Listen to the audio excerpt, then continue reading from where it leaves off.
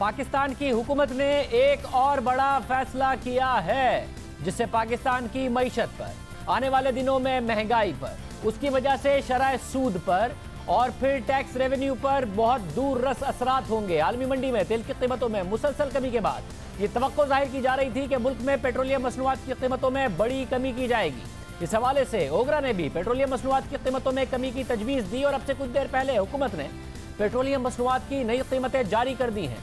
ओगरा ने तजवीज़ दी थी कि पेट्रोल की कीमत में 20 रुपये फी लीटर की कमी की जाए, मगर पेट्रोल की कीमत में 15 रुपये फी लीटर की कमी कर दी गई है। इसी तरह ओगरा ने तजवीज़ दी थी कि हाई स्पीड डीजल की कीमत में 33 रुपये फी लीटर की कमी की हो, हुकूमत ने 27 रुपये फी लीटर कमी कर दी है। ओगरा ने तजवीज़ दी कि केरोसिन ऑयल की कीमत में 44 रुपये की कमी की जाए, हुकूमत ने 30 रुपये की कमी कर दी है। लाइट डीजल की कीमत में 24 रुपये की कमी की तजवीज़ दी गई थी, 15 रुपये की कमी कर दी गई है।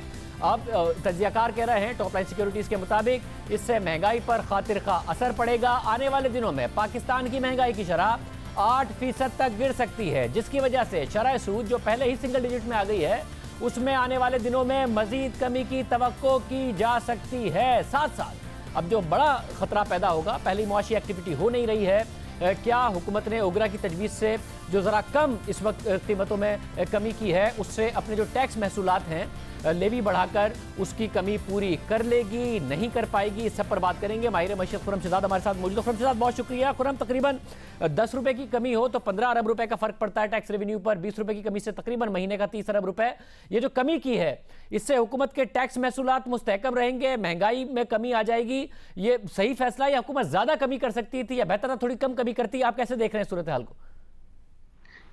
जी देखें, इसमें गवर्नमेंट ने जो एक्ट किया है ये थोड़ा सा बैलेंसिंग एक्ट कहा जा सकता है, क्योंकि देखिए जो ओगरा ने रेकमेंड किया था उससे 70%, यानी कि उसका 70% गवर्नमेंट ने पास ऑन किया है, 30% अपने पास रखा है। अब मैं आपको बताता हूँ कि महंगाई की शरह में किस तरह से कमी हो सकती है।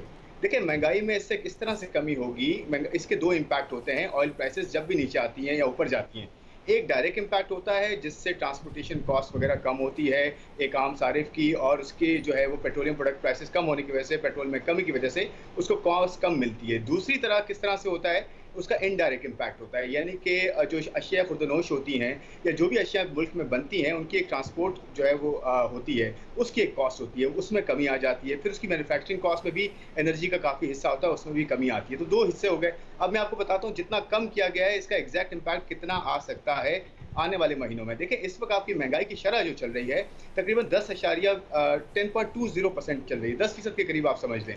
ये जो कमी की गई है ये 26% ऑन एवरेज की गई है, यानी कि जो प्राइसेस थी इससे एक महीना पहले और अब जो नीचे की गई है ये 26% कमी है।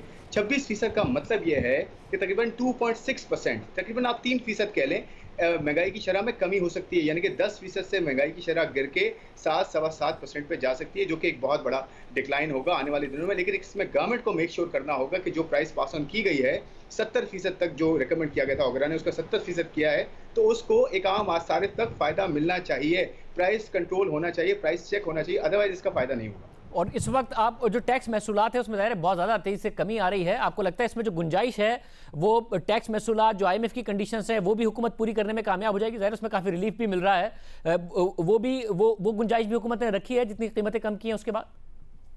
देखिए अब मैं आपको बिल्कुल, ये बहुत रेलेवेंट क्वेश्चन है। रेवेन्यू का इम्पैक्ट मैं आपको बताता हूँ कितना हो सकता है। देखिए गवर्नमेंट इससे पहले जो अभी तक ऑयल प्राइसेस जो है गिरी और उस पर जो petroleum levy plus sales tax, देखिए सेल्स टैक्स जो है पेट्रोलियम लेवी के ऐड होने के बाद लगता है, तो उस पर ही इम्पैक्ट जो है डबल होता है या फिर कम हो जाता है। अभी गवर्नमेंट पर मंथ जो एक एस्टिमेट के हिसाब से पैसा ले रही थी, जो गवर्नमेंट के पास जा रहा था डिक्लाइन से पहले, तकरीबन 50 अरब रुपए पर मंथ जा रहा था।